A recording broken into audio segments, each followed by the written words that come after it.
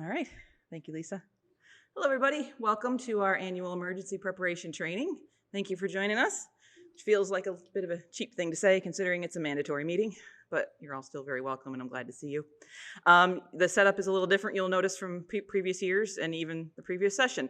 We're trying to make sure the branches can get this information as well, so we're doing a recording session of it. This setup we think is going to work better so they can actually hear me. So I know I told you this session wasn't going to be recorded. I lied. So yes, but it can only see me. It's my face and my voice. You're fine. Yeah. Yeah. But anyway, yes, that's what this setup is about. So again, thank you for joining us, and let's go ahead and get started. So I kind of do this every year where I talk a little bit about why me. I haven't lived in the South as long as most of you. What do I know about hurricanes? I'm from Michigan, where we do snowstorms. And I think some of you know this by now, but where I worked in Florida before, if you are part of a county library, you can be pulled by the county during an emergency to do any other task. And that's pretty much what happened to me and some of my colleagues, is that during a storm, we got told, do you want to go work at the Emergency Operations Center? And I had no idea what that was, but it sounded fascinating. So I said, yeah, let's do it. And that's when I learned that I love this, and that it's exciting, and it feels like you're really there and helping your community when they really need you. So I've been through a couple of hurricanes at the Emergency Operations Center, and then I started volunteering for the Red Cross. I did their disaster action team. Basically, you show up to a house fire and give people money and let them cry on you. And I'm also a National Weather Service storm spotter, although I've never seen a storm, because guess where I always am whenever there's a tornado? I'm in the basement here. Exactly. So, but yeah, my goal here is not to scare anybody with this information. It's I may find it fascinating, but I recognize lots of other folks just, it's uncomfortable.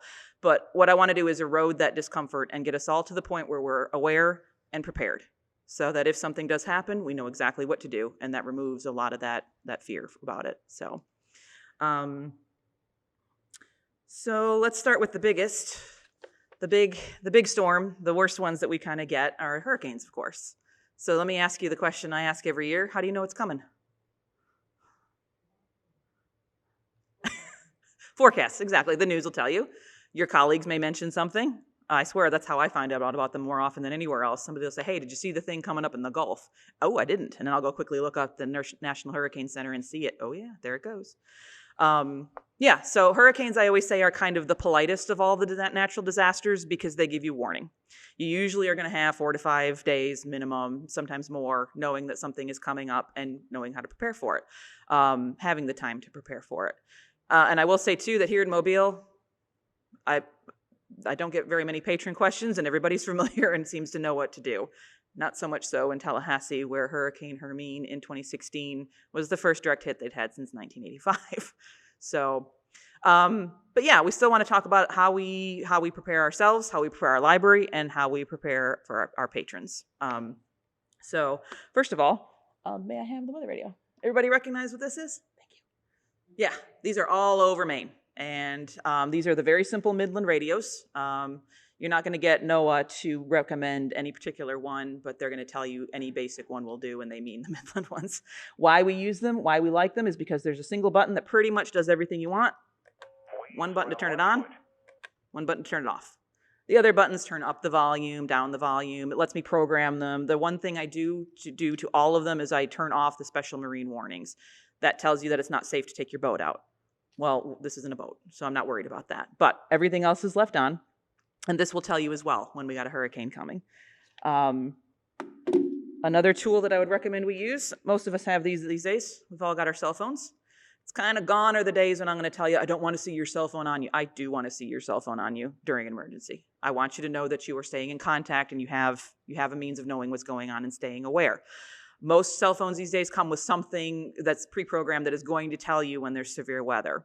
I still recommend you add a couple of other apps. NOAA itself does not actually have one. They're not allowed to compete with the commercial companies. So, but going to their website, saving that in your browser is one good thing to do. Another is the Red Cross app. They have half a dozen apps. I like the one that is simply all in one. I like it because it has a map on it so you can kind of see what's coming and where it's going. WKRG, Fox News 10, they all have apps as well. All of those are good. I've used them during the past few storms that we've had, and I think they're pretty good. Again, I really like the map feature on those. So I do recommend that you go ahead and install a couple of those apps. I like to triangulate.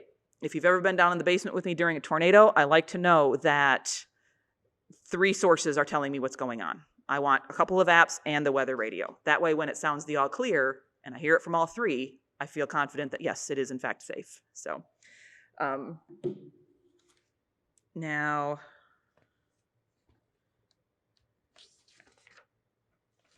I want to talk a little bit about what our role is in preparing the library. So in order to do that, let's go ahead and look at our, let's look at local assignments for disaster preparation, survey, and recovery. It says Appendix 3 in the corner. It kind of looks like this. This is the piece of paper that has all of our names on it. So if this is for Maine and local history. We kind of share a lot of the same stuff. You'll notice lovely Denisha is joining us today. So when you look on this, there's a couple things I want you to notice. Is first of all, do look for your name. A lot of us have our name on here somewhere. If there's something on here and your name is next to it and you don't know how to do it or you don't remember how to do it, ask me. Ask me, ask Sarah, ask your supervisor, ask somebody, and make sure you're familiar with how to do that. But the other thing I want to notice you is the complete opposite. Want you to notice is the complete opposite of that. Just because your name is one place and not somewhere else, that doesn't really mean a whole lot. During every storm that I've seen here, we've all pitched in to do everything. Somewhere I think on the 2nd or 3rd page it says any staff as needed, something like that. That's all of us. That's me, that's you, that's every one of us. The last storm we had, I don't recall that we did a full wrap of anything. We didn't go all in because it was just a category 1. It was not that, we weren't that as concerned as we would be if it was something higher. But local history called and said, hey, can you send some folks over to help us wrap up? Yeah. Just because my name is not listed there doesn't mean I'm not going to, pitch in that task. So, and the other thing you'll notice is as with most years, it's outdated. This is last year's list. You'll know that some names have changed or we need to update it. Every May we update this. The new updated one will be coming before the end of this month. So when it does, just make sure you know, again, where your name is, but just skim it and be aware of the different type of tasks and be aware that you might be asked to do almost any of them. So now when we prepare our building, what would you guys say is the number one thing we do here at Maine? I'm listening for the magic word. Wrap, exactly. It kind of depends branch to branch, and this is also for the benefit of the branches. So, they would need to look at their list and consider their environment and say, okay, what do I really need here?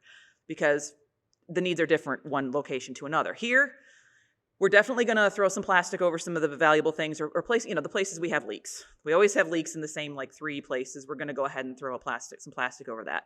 The last big wrap we did here that I was a part of, we wrapped the piano. We wrapped the AV equipment here in Burnham Hall. We didn't do all the computers. We didn't do every single shelf. There's not really a need. Everything here, if it gets damaged, I can go buy it on Amazon. Ingram, our vendor. James Patterson's latest hits, I can get those anywhere. That's not an issue. If it was, a really serious storm heading toward us, we would probably do more. But we're not too concerned. One of the reasons we wrap the way we do here, even knowing it's not necessarily irreplaceable and there's some things that we can't control. Well, it's more about the insurance. If the insurance agent walks in and says, well, I see you did everything you could, here's the check. It's a faster way to get you that money. That's what I've been told. So it's important to do, but it's not strictly speaking for the reasons you might think here at Maine. It's totally different at local history. What does local history have? Yeah, historical documents that you are not going to buy on Amazon or Ingram. So when the last storm I was over there helping with, I heard that we were calling in for sandbags because it's a little bit low lying and to prevent the water from coming in at the doors. We weren't worried about that here at Maine. We were worried about it. You know what the parking lot over there turns into. And at one point, a bunch of us, there were several of us that were there. We were putting plastic over the shelves. And then Lizzie turned to me and said, do you think we should wrap in the vault?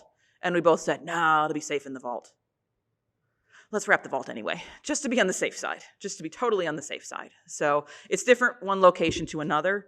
And here at Maine, we're going to plastic wrap some stuff, and then we're going to step over to local history and plastic wrap everything, essentially. So that's kind of what we do to prep the building. Most of you have been through a wrap session before. If not, we will have one later, and that's what that sign-up sheet is for. The other thing that we kind of do is we need to make sure that we have your contact info. Make sure your supervisor has your correct contact info. If your phone has changed recently or if you've moved, make sure they know how to reach you during an emergency. Because for a hurricane, our job is to wrap this building up, get some information out to the patrons, and then get out of here. And then once we're out of here, it's to come back when we're ready. So how do I let you know that, okay, time to come back? Some of you yesterday I was asking, did I have your updated cell phone? Do I have your updated cell phone? Is this still a good way to reach you? Yes? Okay, good. So make sure that that information is known so that we can be in contact. Now, does everybody know, where do we keep our hurricane supplies here at Maine? Yep. Anybody else? What's it called? The hurricane closet. Yes, exactly. Exactly. Yes, on the second floor next to the reference office, there's a door. It's used for a couple of different things, but one corner of it is nothing but our hurricane supplies. And I check that every year and make sure we still have lots of plastic and lots of tape. The tape can go bad, so you got to check the tape periodically. It rots some kind of way. And then flashlights and batteries and plastic gloves. Really, it's the plastic and the tape and the flashlights that we're most concerned about. But there's a list, and we go through it and make sure we have what we need. But yeah, if come the day your name is on this list, or you say, hey, can you come help me wrap? We're gonna head over to the hurricane closet. We're gonna pull all that stuff out and start covering things up and taping things up.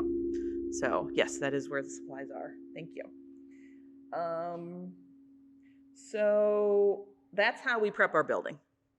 How do we prep our patrons? Now, again, I will say that I haven't gotten that many calls about that kind of thing. Patrons around here know what they're doing. They've been through this before. We live right on the water. Most folks are pretty familiar. But if you do get that call, if somebody is nervous or wants to know, should I stay? Should I evacuate? Where's the nearest shelter? What kind of stuff should I keep in my house then to prep for this? And I've actually, the few times that I've heard this, it's actually been somebody who's newly moved here, like a fresh transplant. That kind of information, there's lots of different sources for it. The first one that I usually recommend is this right here. And y'all should have one of these. I put them out every year. This is actually the same one as last year. This comes from Mobile County Emergency Management Agency. Most cities have an EOC, Emergency Operations Center, or EMA, Emergency Management Agency. This is ours. This is from ours. Our contact over there, her name is Pamela Broadhead. I email her every year and say, hey, is this the most recent one? Is this one still good? Is there anything else? And she usually sends me a few things. Can I see the little booklet there? The blue house one? Thank you. This year, we had a plentiful stack of these, so we didn't really need any more of these. But this year, she also sent me this lovely thing, which is a homeowner's handbook. And it is the most beautiful hurricane prep thing I've ever seen, because look at the beautiful color pictures. I had somebody once ask me how to install wood panels over their windows. And I thought, well, don't you just nail them up? Well, there's actually that kind of information in here. So this is the latest thing. If a patron were to ask, you can provide these types of materials for them. Thank you. Here at Maine, do we know where these are kept? I see a nod. Somebody say the words. Exactly. Second floor, behind the reference desk on those metal shelves by the copier. There's a little bank of stuff over there that's for tourism. There's some government docs, and then the part of it I maintain as where we keep our emergency prep stuff. So what I like about this is, first of all, if your internet goes out, your power goes out, you can find all of this information. Google it. Google the list of things you should have in your house during a hurricane. Google the list of things you should take with you if you're going to evacuate. It's all out there, and from reputable sources like FEMA or the Red Cross. But again, if you don't have internet because you don't have power, it's nice to have a print resource. Somebody wants to know whether they're in a floodplain. Somebody wants to know what the evacuation route is.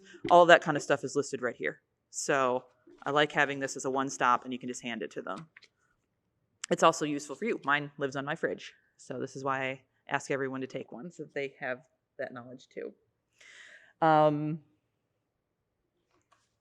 see.